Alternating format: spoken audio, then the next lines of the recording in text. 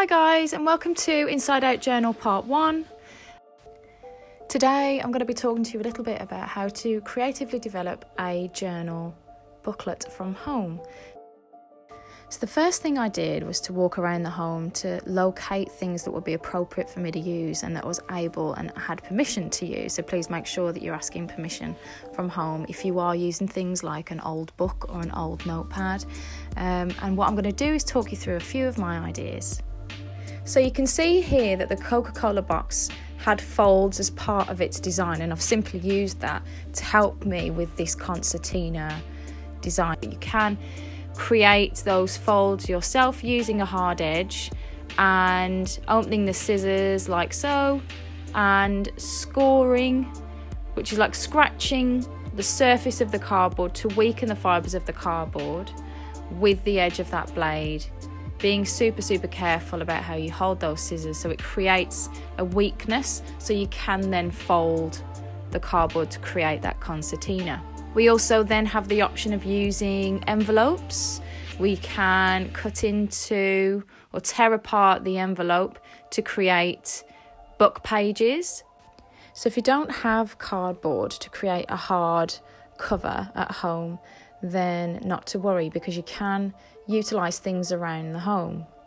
There is no limits to what you can use. Anything that can be transformed, whether that is kitchen paper or toilet roll, be creative.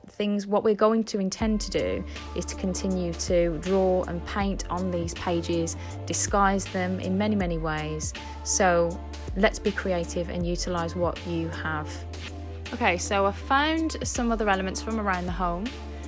This was a packaging wrapper that arrived with a delivery. So all I've done here is simply fold it in half along its longest edge, and then carefully with the scissors trim the pages to an appropriate size.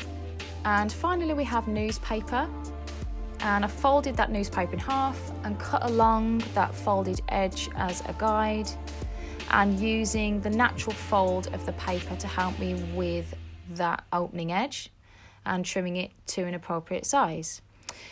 To help me create and bind the pages together, I'm going to create two little holes, puncture holes in the paper layers. Now, to help me do this safely, I'm going to use some blue tack and a pen, poking those holes through and twirling the pen through the layers carefully in order to create a nice, sharp, accurate hole.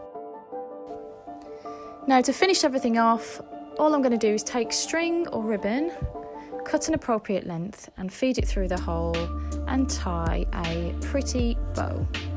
Now I'm just going to adjust those loops, making the loops even and pulling it to secure it tightly. Now, to create a nice finish to the ends, I'm going to run the blade across the ribbon to create a pretty curl.